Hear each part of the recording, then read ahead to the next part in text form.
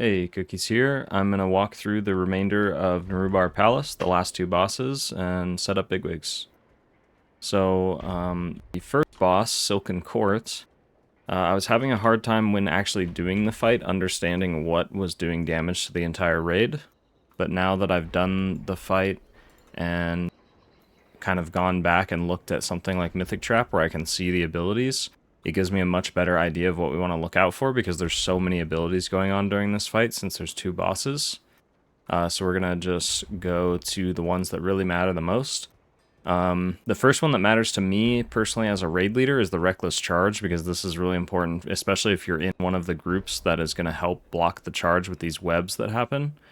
So what we are going to do is probably set this as maybe the yellow bar, or at least have something on there to where it's visible. I think another color, like off color that I've used before for like specific raid lead mechanics is like a blue or a purple color. So maybe we'll start with that just in case we need the yellow bar for something else, because there is plenty of damage happening throughout the fight. So we're going to go to Nerub-ar Palace and our Bigwigs, go to Silken Court, and then the first thing is the Reckless Charge. We're just going to change that color to, I think what we'll do is just like a blue color for now, and then we'll kind of go from there. Maybe I'll change it up later.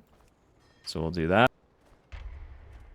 And then the next major ability, the thing that's going to be the raid-wide damage, because basically it's phase 1, you're mostly fighting the like beetle boss, and then in phase 2 you're mostly fighting the like spider boss, and then in phase 3 you're fighting both bosses with them both doing like all of their mechanics at the same time. So that's why we want to be careful about overlapping specific things. So this first thing during phase 1 is going to be Venomous Rain. This just it puts a bunch of green circles on everybody. They need to spread out, and then it deals damage and then applies a really long dot on the entire raid. So the idea with this is definitely, without a doubt, going to be our red bar, because it is the raid damage mechanic. I accidentally disabled that when I push to talk. So we are going to find Venomous Rain right here. So we're going to change that to our red bar. I'm going to copy this red color right here. So there we go. That is pretty much phase 1 covered. If we want to change something to a yellow bar, it might be the Reckless Charge, but again, it might depend on what we see in the remainder of the fight. So in phase 2, we have this right here. And this is going to be the spider boss mostly. So I believe the main thing is going to be this one. Let's see. This is the thing that we need to dispel. So similarly, like the charge, this is the other kind of like raid leading mechanic, or the raid mechanic that we want to be really aware of. So I'm going to change this to that same color blue. And I think what I actually might do from looking at these, because this is towards the end of the fight, I think we might be able to do a red bar and a yellow bar for each phase, because even in phase 3, while they're overlapping abilities, they do use a couple new abilities that don't, like for instance, the phase 1 raid-wide damage doesn't happen in phase 3. It's like a new raid-wide dot that gets applied. So I think we'll do that. So we will go back to the charge really quick and just change that to a yellow bar. And then obviously if we're going through this and things change, then we can go back and change it again. So we'll change that to yellow. And then now in phase 2, I believe the main things is going to be that Cataclysmic Entropy. I believe it's going to be, did I scroll down too far? Let's see. No, I did not. Cataclysmic Entropy.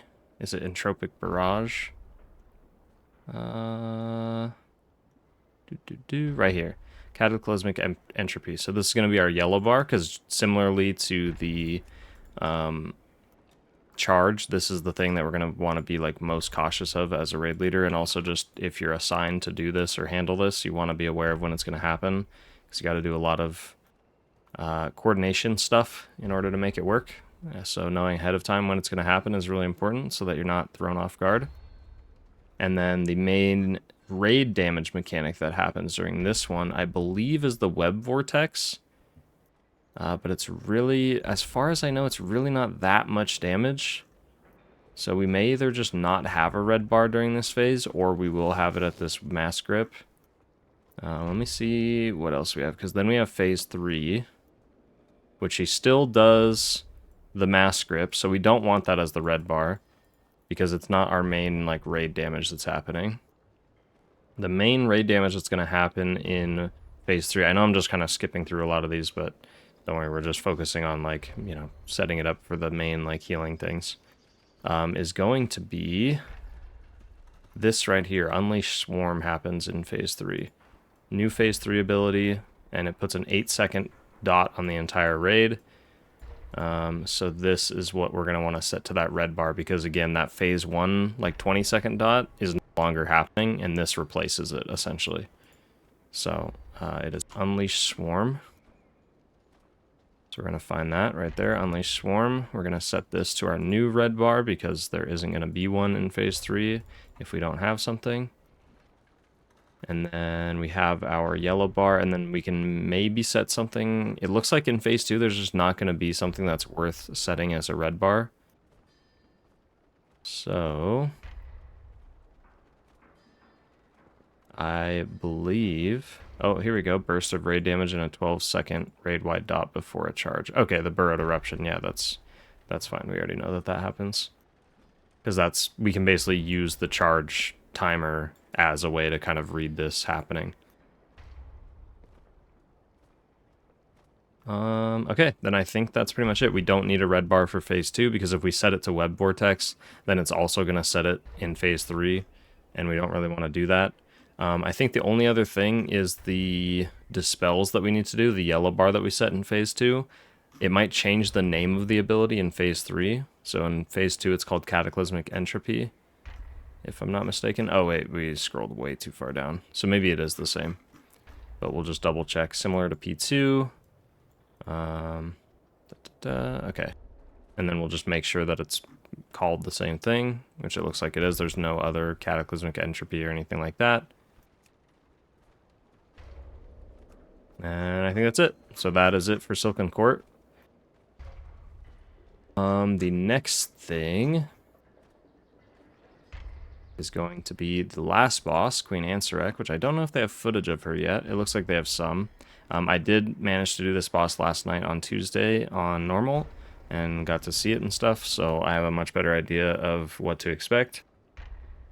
So the big things here are going to be, let me go to her page. The main things here is figuring out what actually does raid damage, because from when I was doing it, we killed it in like 2 tries. Compared to Silken Court, this fight was an absolute breeze. So we're going to check out what her abilities do, really. So these are the bomb. Reactive Toxin is just explosions that you... It looks like it does it on... Oh, 2 players on Heroic. That's the difference. So this puts down a small little pool that you lay on the floor. This isn't going to be too important and particularly unless we are targeted by it. So if we're targeted by it, we might want to set like a warning or something on Bigwigs. Like I usually use the PvP flag sound as like a, hey, you need to run. Venom Nova. Let's see. Players hit by the Nova take massive damage. I'm wondering if you take explode soon after landing. I'm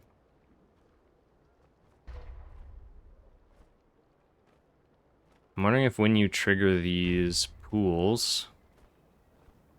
Yeah, all players. The burst launches player within 8 yards into the air. Okay, so it looks like the main like healing mechanic in phase 1 is going to be... this jump. And this is just constant raid-wide damage, so that we can't put a timer for. So yeah, the like main time that we're going to use like healing cooldowns or things where we need to be aware of the raid's HP is definitely going to be this Venom Nova, because that's when we're bouncing over the wave that she spawns. She spawns... I don't know if I'm going to be able to show it because it doesn't look like it has any footage at the moment. But she spawns like a big green ring around her that expands, and you need to jump over it as the raid with this other debuff on the ground. When you touch it, it makes you jump over, or it like bounces you up in the air. So that is going to be the Venom Nova right here. That's going to be our red bar for phase 1.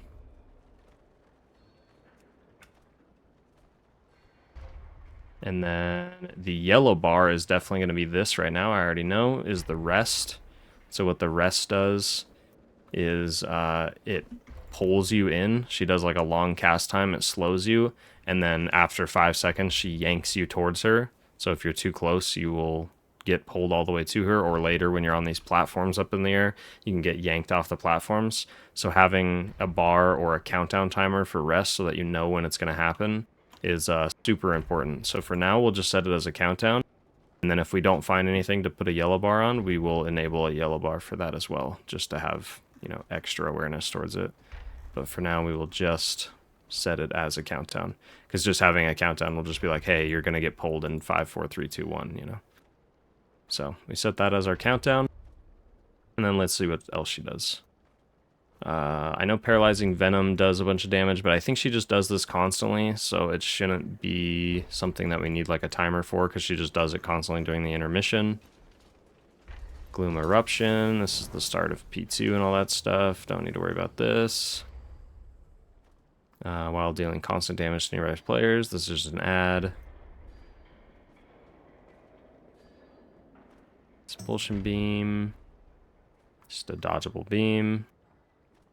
We're just trying to find something that deals unavoidable raid-wide damage, which the rest is continuing to happen here.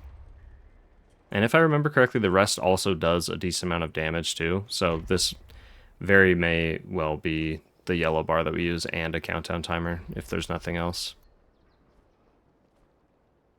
Let's see if there's any unavoidable damage here. Don't see anything too particularly important as far as unavoidable damage.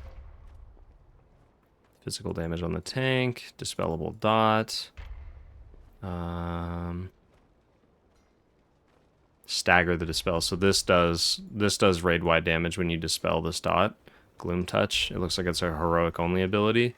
So it's probably not something we're gonna put on our timers, but this could very well be our yellow bar, so I'll keep an eye on that. If we don't have anything else, this will be the next thing in line to get the yellow bar, because it does do unavoidable raid-wide damage in the sense that you have to dispel a dot, and then when it gets dispelled, it does damage to the entire raid.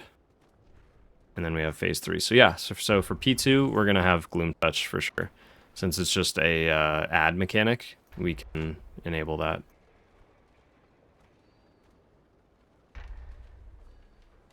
So that should be somewhere down here, Gloom Touch right here. Gonna put that as a yellow bar. There we go. And then we have phase 3. This description.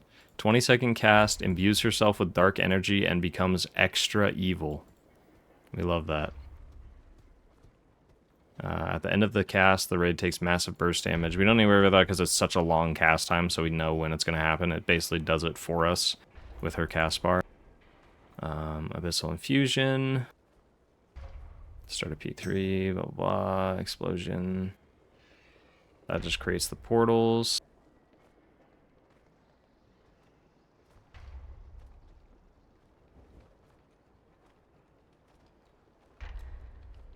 See if this does a decent amount of damage.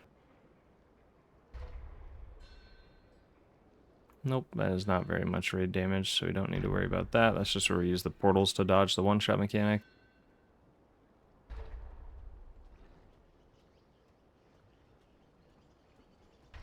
And this just looks like dodge stuff. Massive AoE. This just looks like if it's massive AoE if you get hit by it. It looks like it's dodgeable.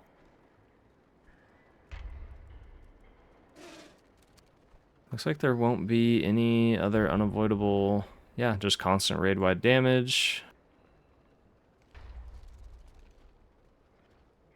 Okay, I think in P3 the red bar will also just be similarly, because in phase 1 we have it as the thing where we jump over the line. In this one you use portals to get over the line. I believe it was right. Did they not have footage of it? Maybe not. I thought they did. I thought we just watched a clip of them using portals. Was it this one? Yeah, it's this one. So you just use the portals to go through. Since it's a similar mechanic, even though it's not, you know, the raid-wide damage mechanic, since it's similar to P1 and we don't have something else to do, since this is just a constant rot phase where the raid is just always taking damage, there's not going to be any particular burst happening.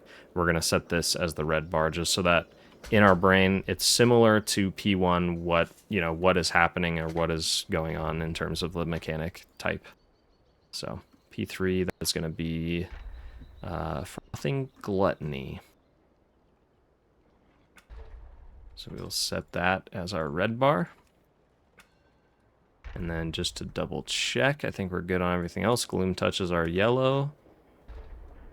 And then the yoink or the pull-in is our countdown timer. And then our red bar in P1 is Venom Nova. Sweet. I think that's pretty much it for these bosses. I don't think there's too much else. Obviously, learning the fights is a big thing, but at least setting up timers and stuff like that so that you're aware of, you know, what to expect or when the damage is going to be happening. Like the most important things essentially in the fight are those. Everything else is pretty much you can kind of just keep an eye on it and see what it does when it happens and react to it, or, you know, kind of experience it first and then learn it. With these other abilities, it will throw you off guard really fast if you don't know ahead of time. So setting up your timers ahead of time and stuff to help you out will help a lot once you do see them the first time. So hopefully this video is helpful. Thank you guys so much. I will be posting the remainder of those Mythic Zero, or not Mythic Zero, but just the Mythic dungeons coming out in Season 1, the other like non-War Within dungeons. We're going to be posting Bigwig setups for those over the weekend. And then I'll probably start doing a lot of live commentary stuff, a lot of streaming while the Mythic Plus season comes out. So looking forward to that. See you later.